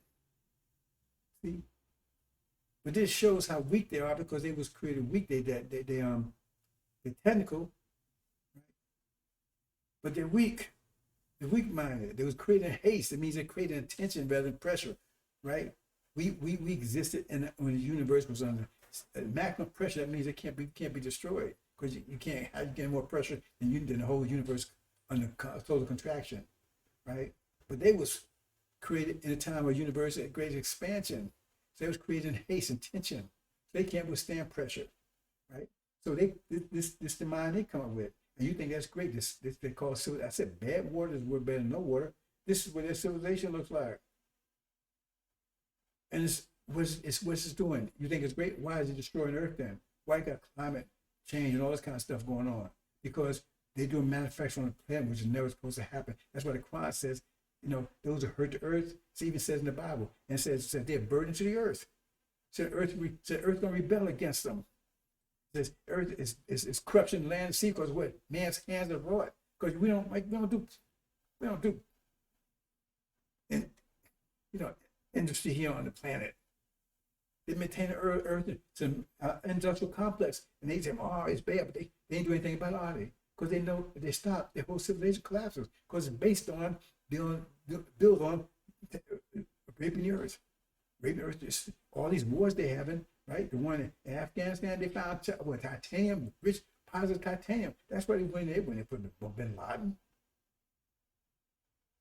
In Africa, the Chinese going there because they all these rich elements, and it's raping the earth. I mean, destroying the earth. You can't do that. Earth is supposed to be a god. That's what it was before. It will be again. That's where they found it. They said, "Oh well, I wasn't intelligent." We was intelligent because we don't take it, corrupt our planet. The people was pristine and lovable, and it wasn't any disease and good weather and everything. And now look at it, and you think that's good? It's impressed by all this technology and everything, and they couldn't even do it on their own either because they had to use us for the spatial side, for the creative side. That's no store together. See, and if you leave them alone, the whole world would look like this, and it'd be a total shithole. But see, when it looks like this, that means that our biological system's gone, and you're gone too, because they have cyborgs then. They could not live here like in a biological. They have to have a cyborg body, which is still biological brain. If they could take and make that a account brain, they would. But they don't know how to do that, and you can't do it anyway. And so they would have a mechanical body, electromagnetic mechanical body, right? They have all these electrical circuits to do all, make time distortion, blitz, all kind of make you feel good, kind of stuff, right? But a biological brain, that's cyborg. That's what they're trying to achieve. But that's the only way you can still can stay on this planet and live and withstand the pressures as the universe. Because every years, we get an energy wave. As the universe is contracting, it comes back and form energy waves. See? Hope I'm not confusing anybody, bro. So I'm talking a lot of stuff here today. And I got a lot more coming for you, brothers and sisters. I'm not trying to overwhelm anybody. But we're here now. And this is mostly for the tribe of Shabazz, because we can't trust anybody. So if you want trust, and you show us. Show me. We already seen what trust has got us. Okay? So I'm gonna talk about that in a minute. So let's get past this here. See right here, that means the battle of the minds, right? That's one of the minds. That's not the main mind. That's Dr. Yakub's mind that you just saw. See? So we gotta destroy that mind. See? Because we destroy demons, that's the same mind. A demon has the same mind. We gotta destroy that mind first. And we gotta destroy it and bring in a new mind. See? We gotta destroy it with the new mind. The mind of the angel. See? The new mind. Get rid of all industry and all that stuff. Bring it back to that biological system again. And we still have our computer producing scripture going all the way into the future. Because time changes. And people need to constantly upgrade their software for the changing time. If you don't do that, you get lost in time. Because we're time travelers. We convert energy one form to another. That's what time is. Convert energy from one form to another. But you can form it to a positive future, or you can go into a dead end future. Hope you understand, brothers and sisters. So that's in my mind, destroying that mind, Yakub's mind. That's what angel does. Okay, we are here. Okay, so let me talk through all the things here. Let's go a little history. Let me see where we are here. Okay. Thanks for this trust thing. Now we got a couple things we have. Now our people, what are people suffering right now? Right. Primarily Christianity. Now in Christianity, this form of Christianity, the lesson tells us 5 to 20 years old. You say, well, how is Christianity? That's why a lot of people dump the lessons because they think that's a lot of bullshit. They say, that's obvious wrong. No, it's obviously right. Right? It's just you used to stupid understand it. It's just like the lesson about scientists cracked Adam in 10 million parts. How much does a cracked atom weigh? You think that don't mean anything, but that was revealed that time before they even split atoms, before anybody knew about cracking atoms. They didn't stop thinking about cracking atoms and splitting atoms until the 1930s, after Master Prophet Muhammad left. I think the first time they split atom was like in the late 1930s, something like that there. And Elijah Muhammad said they came and took all the lessons. He don't have all the lessons. He said they came and took all, he had a truckload of lessons from Master Prophet Muhammad. So he came and took it. So, that's what he said. Whether they got that from there or whatever. But when he made that lesson, that was even before Elijah Muhammad showed up. Right? And so you say, what does that mean? Well, back then there was no idea of atomic bomb, atomic explosion. There was no idea of it. There wasn't. The most powerful weapon that they had back then was in the media, like flash flood movies and stuff like that. There was death rays. That was it. And then he's somebody talking about Adam, and that wasn't even a consciousness of anywhere on the planet. Not a European consciousness anyway. And all you gotta do is, if you know anything about mathematics, physics, Ishmael, dumbass Ishmael, weight and force is the same thing. Weight and force, same thing. Weight is just when you talk about force in terms of gravity, then you refer to the term, you call it weight. Right? It's the same thing. When you walk on the floor, right, your weight is putting force on the floor. So if you change it, let's say, how much force does a crack atom have? Instead of saying how much does a crack atom weigh? You say, how much force does a crack atom have? Right? Then you get the answer. Because for us, mass time acceleration means you got these down. They're moving away at photons at speed of light, 186,000 miles a second. 10 million of them. That's a nuclear explosion. That's what Bartholomew is telling you about nuclear explosion for anybody even knew about it. See, there's a lot of things he's sitting on the list that tells me that he's true. He knows what he's talking about. He's a scientist. Because once you want to really understand this lesson, because they talk about they broke the lesson. I don't know they broke the lesson. They have no idea what about. We got the mathematics lesson. No, you don't. Because you didn't know that until I just told you. Those lessons about pressure, it tells a lot of stuff. There's a lot of information right there. And those lessons was not for the tribe of Shabazz. It was for the tribe of Levi. Because that's what Elijah Muhammad is the tribe of Levi. He's a Levite. See, that was a lesson supposed to wake them up. The angel was supposed to wake up. The Shabazz, tribe of Shabazz. See? So anyway. So our people right now, it's mostly Christianity that's got to fail them. You see, because that's you gotta say what Christianity is a psychological weapon. It's only 551 years old because that form of Christianity they're dealing with right now is only 551 years old. It's not the Christianity that was 2,000 years ago. It's the Christianity that came by a specific purpose, right, to a psychological weapon against you.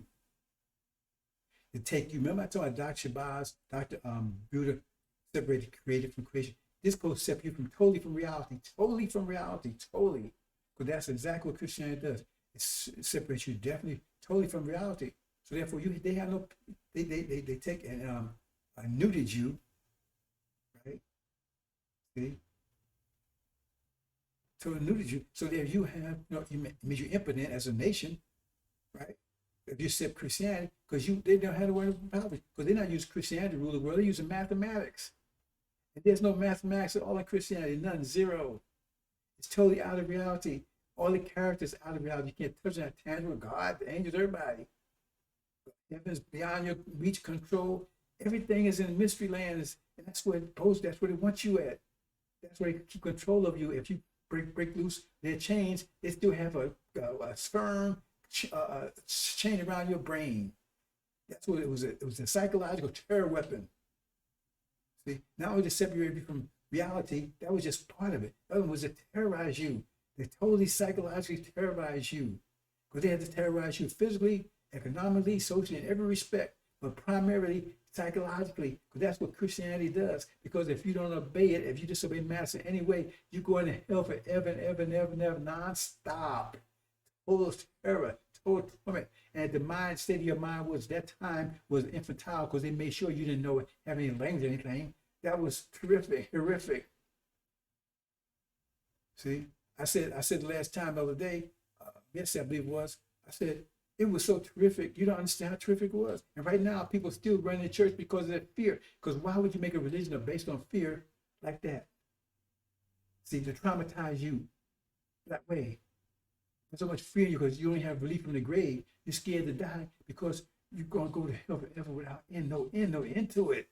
Just abandoned, no end to it. I mean, can you imagine that? You can't imagine it. So why would you tell people something like that? And this is supposed to be a loving God that would do something like that? He created you and you're a defective product, and then he's going to put you in hell forever because he created a defective product. Don't tell me he knew he knew he was going to be defective, that freedom of choice bullshit.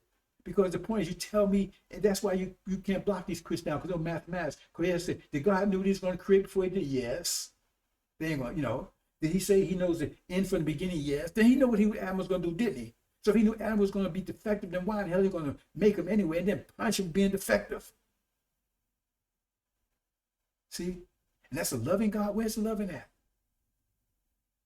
So you made one little mistake in your life. So you live a whole righteous life. You did everything, good people, everything else, but you didn't believe in Jesus, and that's you end up like that. And and if you're born a child, you don't get saved, and what happened to children don't get saved? What happened to them? The too young to get saved, what happened to them? What about Buddhist children? What about Hindu children? You see how sick that is? You want to tell me that's a loving God? That sounds like a sadistic maniac. If God rolls like that, man, ooh. But that's what they did to you. And they're still doing it. So they took that out of the church, the fear factor, the church would be empty. That's why I got our women in here. They begging. They scared Jesus gonna get them. Back when you was on the hand chain slavery, slave would beg you at the point of death, Master, please tell Jesus I was a good. You don't believe it happened. You better go and check your history. Master, please tell Jesus I was a good nigga. Please, please, please. I don't want to go to hell. Please. On his deathbed, he's begging Master, please tell Jesus I was a good nigga. It's sick. But that's what they did to terrorize you. And now you still terrorized. You still terrorized with it. Because they took that out of the religion. It's not in the Bible anywhere. It's not in there anywhere. It's something they made up to terrorize you psychologically, to keep you down there working. And they didn't want to give you no peace, even in the grave. That's what that is. That's what Christianity is. It wasn't meant to be a religion. It wasn't meant to be a salvation. It's meant to be a terror tool, psychological terror tool. And everything else comes from that. I said, all this about the Holocaust, brothers and sisters. But where'd that come from? Because we said Isa is the prophet that was supposed to bring that to the people. That's where the Bible was supposed to come from, right? But Elijah Muhammad tells us that Isa thought he was the Son of Man. You see where I'm going with this? Because now the people, instead of, because that's not what the Bible said, but he said he thought it was. So now the people are looking for a Son of Man that was there, that died 2,000 years ago, that's coming back to life, right? That's looking like their enemy to save them. Because he thought he was Son of Man. So was he betraying us? Because he wasn't. And if he hadn't done that, then our people would have been looking for a deliverer, just like Moses, right? They come up from amongst them. That's what Exodus says, that Moses will come up from amongst them. They're looking for that. They're looking for that. So when Suleiman comes up, they're against crazy. Man, you can't be here because we believe in Jesus 2,000 years ago. You don't look like him, and he's going to come back from heaven, right? You see what I'm saying? So look at the damage that Isa did because he didn't make that clear. See? Now, did he make it clear and they distorted it afterwards? Or did he just, based on what Elijah Muhammad said, right?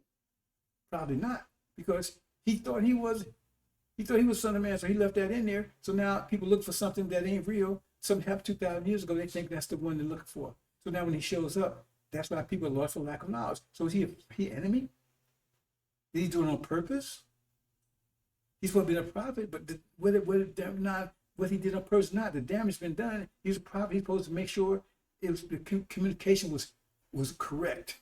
So now people lost. Most of our people lost in that Christianity because of that. Because of his failure either way.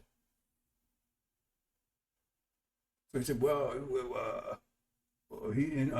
don't go. Look, he hit me with a car. I mean, I didn't mean to do it. Oh, so now I feel better. My leg, I'm broke because you didn't feel to do it. I'm not in a wheelchair anymore because you didn't mean to do it. I don't play that game. You understand? Got to deal with mathematics. You understand?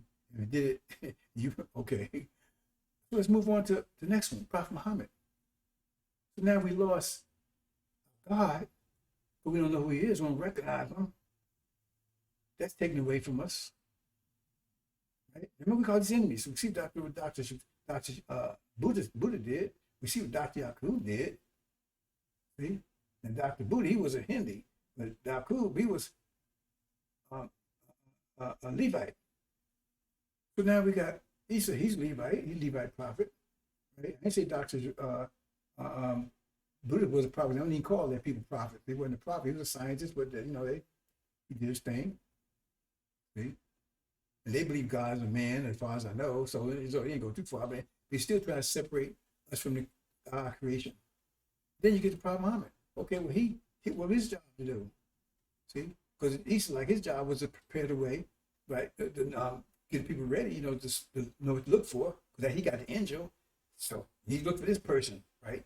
If somebody break the 7 seals, right? And he'd be born in the West because he was a star rising in the East. And all, see, all that. But then after all that, he says, I'm the one who blew the whole deal. That's from Muhammad. Like Muhammad says, he thought he was the Son of Man. But then you have the Prophet Muhammad. And he was supposed to secure Arabia, our homeland. Because here it is. We put sand in to cover it. But the Europeans start moving in there. It was going to corrupt the land, right? So he was supposed to secure it to make sure it stayed protected until we came on scene. But that's what Sam was there for, to make sure that was enough, but to secure it, protect it, to make sure it was totally secure, but return, so it wouldn't be corrupted anything else. So he did that. But it's secure for us, it's secure for Ishmael. Because in the Quran, he said, we don't have a home, because it all belonged to Ishmael. So he went with Ishmael on that one. Because you know what I'm saying, there's not anywhere in the Quran or any hadith, for us, I know, even though he says the Sunnism ain't what he taught, right? Sunnism ain't what he taught, he would denounce it and said Jesus would denounce. Remember, you got the same problem because it said in the Quran, it says Jesus be questioned in the resurrection. Did you tell the people you was God? Because that question still comes up right there. Now, how can he be questioned in the resurrection unless he's present? He has to be present, alive. Not talking some spook or spirit come from the womb, as the Quran tells you, so he'd be alive. You know, all those people that did stuff to us in slavery, those devils, they're all alive right now. George Washington, Jefferson, all of them, they're all alive. That's a little secret I never talked to you about, but they're all alive. Everybody did something, they're going to suffer directly. See? Anyway. So, Prophet Muhammad, right?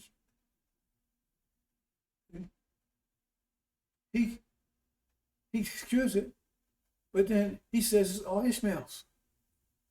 So now we don't know our God to look for. We lost our God. Supposed to come in. We don't know who he is. He's identified now, you know, because they look some spook, some enemy, foreign God, will come out some space somewhere.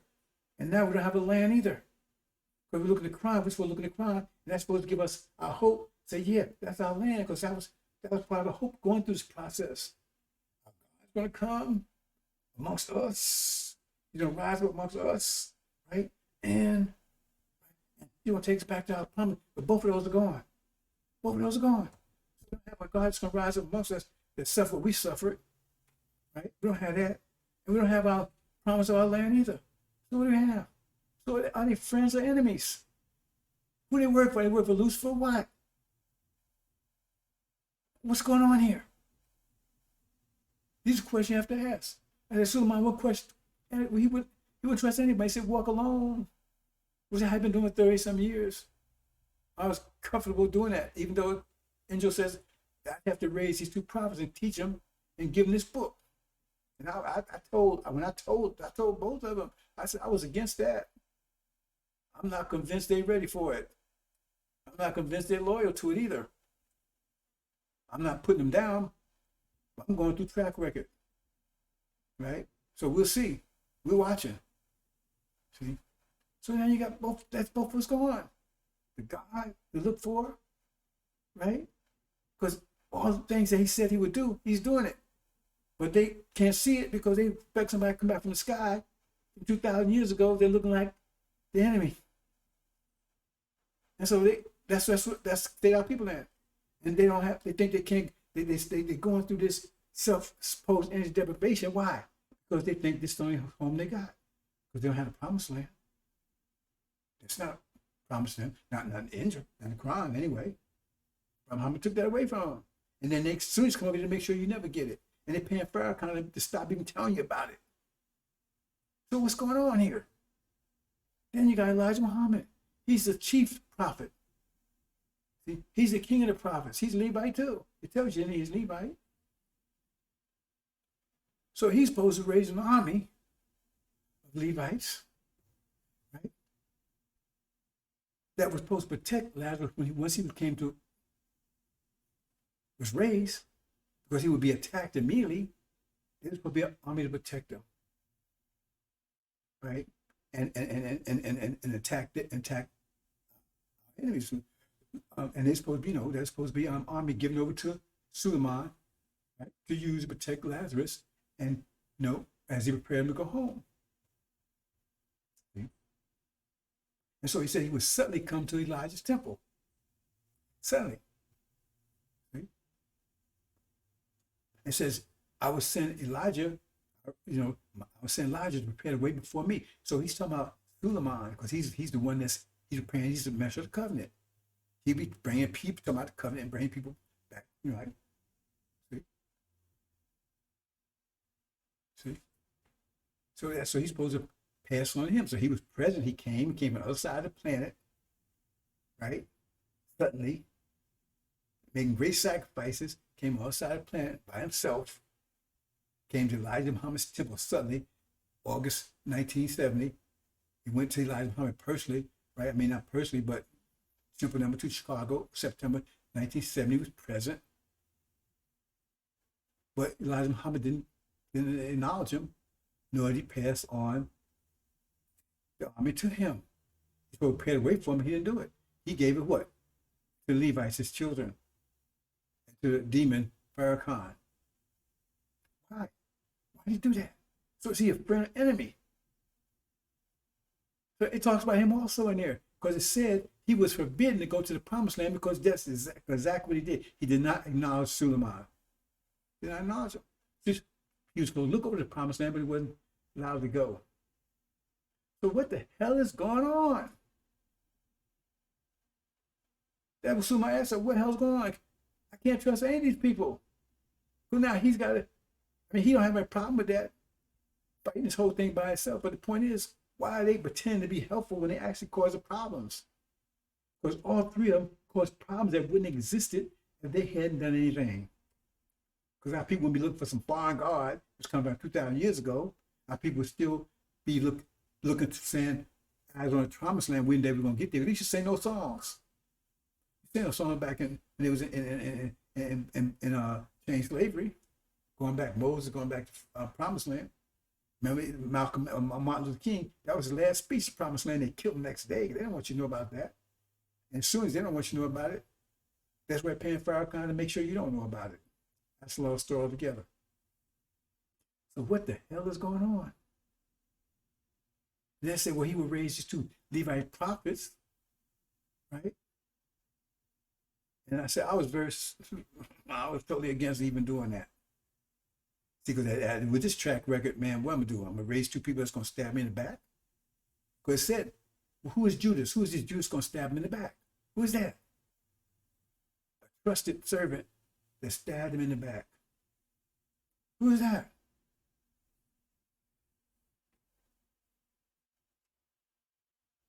That's what we're doing, brothers and sisters. If you're in Travis Bonds, I mean, you're probably not hearing any of this because you ain't waking up, because you're not going to wake up to the four winds blow. But then it's one of those scientists, one of those prophets that's supposed to release those four winds. They're supposed to raise up their army, right, for your protection. The sixth angel, that's one of the prophets. That's the prophet Muhammad. So they're going to do that? I got plan B. I'm not worried about whether they do it or not. See? What is going on, brothers and sisters? I started out trying to tell you, you got enemies everywhere. You can't trust anybody. I told you, I showed everybody your enemy. We ain't got into false Israel. We ain't got to that yet. I'm not even going to that, because I talk about that quite a bit. They stole your identity, so it means you don't have any wealth, because all the wealth, right, is going to them. Because it says, who bless Israel will be blessed, who curse, and that we've been cursed. And they said, oh, by your seed, all nations will be blessed. All nations getting rich and getting rich off of you. All the nations getting rich off you. I can go to all the details by the numbers. Everyone's getting rich off you, especially false Israel, by taking your identity. Look at Ishmael over there. They're getting rich off our resources, the stuff they're taking out from under the sand that we covet. Everybody's getting rich off of you, of your inheritance, of your land, of your name, right? Of your work, your efforts, your energy. They're controlling the quality of energy. Everybody, except you, except us. So I think I covered pretty much all the points I want to cover here, brothers and sisters. What's going on? What's going on? I know what's going on, but you don't know what's going on. Something I just can't say. Like I told you a while back, something I just couldn't tell you. I'm revealing to you now, because now to make them do anything about it. Because hell's breaking loose on them. I'm feeling a few things that a few more days. I don't know if any of you could handle this or not. So if you're for real, then be for real. I'm not accusing anybody. I'm just rap sheet. I'm just saying your history. See, I'm not a fool. I'm not going to ignore history. Because if you're telling people about the Holocaust, you're telling them remember that history. What about your history? So if you're for real, then we'll see. We'll see by your works. If ain't we'll see by that also. But I'm not going to trust your works. I'm going to trust what you do because I don't need to. I said you only trust you need to. I don't need to. But the scientists say that was a good idea, whatever. That, you know.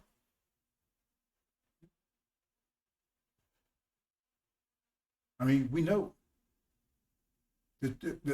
all the prophets. Elijah had a track record before this second mission. They had a track record. They had a good track records helping it. The Levites. They don't have a good track record helping Travis Shabbat, none at all. They come helping the Levites. They got a good track record. Muhammad got a good track record, right? Esau got a good track record, Elijah. But when it comes to, right? And then when I went to the Levites after he was gone, remember the story about when they was going to crucify Jesus? There was a thief and Jesus. They said they chose the thief over Jesus. That's what happened. They just chose Farrakhan over me. I come with break the seals, everything. And the Levites, this Levite army, that they got Farrakhan's got a hold to, he says they make war with them and overcome them, right? They chose the thief over me, and I ain't asked for anything. I'm just getting knowledge. It's all for all the things to fulfill, brothers and sisters. So I think I covered everything. If I missed anything, I probably have just a follow-up on this, but I think I covered everything. I said cover a lot of stuff. And yeah, I covered a lot of stuff here. And let me just double check. I got a little list here of things. We had a lot of betrayals. I'm not going to be betrayed. Anybody can crucify me because I was betrayed. See, because that story is that story is a warning to me. Be careful. It's not a warning that something's going to happen. I can tell you, we're not bound by scriptures, and definitely I'm not bound because since I understand scripture, I can change it. I know exactly what they say is going to happen. I can change it. That's why Elijah Muhammad said they was worried. They said, "Well, Suleiman, he might." Right? He said, son of man, he might change. So Suleiman, son of man, is saying that. He said, he might change the scripture. He might change it, right? Because nobody else could unless they had absolute knowledge of what's going on. So that scripture about being betrayed, right? That was a warning to me. Just be careful. See? Just be careful. And I am, because I ain't trusting anybody. I ain't trusting anybody. Nobody. Because I'm getting my people home. And once I get them home safe, then we're going to deal with all you betrayers out there, all you devils, all you demons, all you time makers, all you scriptees, we're going to deal with you harshly. See? Because every one of my people is lost, we're going to require it at your hands. Because if things had went according to the way they're supposed to went, we wouldn't even be here right now. They'd be gone. See? And so I said, who in the hell can I trust? I mean, I had a little confrontation with Master Mama too. Remember the story about Jonah? See? So I'm looking at that as a learning lesson, as a warning. I'm not looking at that to go against Master Muhammad because I believe he's faithful and true. See? Remember, he restored Jonah. He got angry with him. He was a little dust up. See, so I'm on the alert, brother, says I ain't trusting nobody. See, and you think I'm nothing, think whatever you want to think. See, but you're the one that's crumbling, ain't you? Your world's the one that's crumbling, ain't you? And you don't know where it's coming from, do you? See. And I'm telling you the end from the beginning, ain't I? I've been telling you for 30-some years. Go back and check. I'm not deleting my archives. Like I told you that book, The Tekel. I talked about this in there. I talked about the three Levite prophets that would be here in America with me 30 years ago. Okay. Hope you understand, brothers and sisters. If I miss anything, I'll do it back up. I think I covered everything. I got my points. Look at my points here. Remember, it's a mind war. And where's the weapon? The weapon is not nuclear bombs. The most powerful weapon in the universe is the word. The timely, relevant word.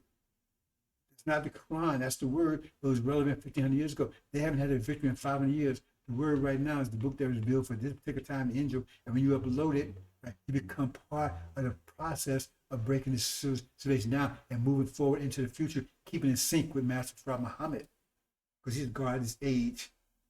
And I'm here before you to show you how to keep in sync with him, because I'm setting the pace for you to keep in sync with him so you can move on into the future, right? Into the most perfect future, the 76 trillion year future. It's nothing but beautiful and better every day. I mean, how can you get something keep getting better and better 76 trillion years? Starting off from a point of bliss. What is that? What is that? You can't imagine it. Because some people can't make it, just too much for them. OD on joy and happiness. Can you imagine that? OD on joy and happiness. People go OD on joy and happiness along the path. There's only one person be able to make it to the end. See? So we got the ultimate weapon, atom bomb, angel, and all those bombs in it. Every one of those verses, every time you break one of those verses, you release atom bomb in the atmosphere that they can't counter. There's no refuge, a safe, a security place that they can run to. See? Hope you understand, brothers and sisters. I'm going to leave it there. I covered everything. So again, our class, brothers and sisters, you reap what you sow. You sow the wind, you're going to reap the whirlwind. And there'll be no mercy for you. So if you don't come after me, come after me, come on. I dare you. You came after me several times, but I think you kind of got the message by now. You haven't. You will soon. Assalamu alaikum.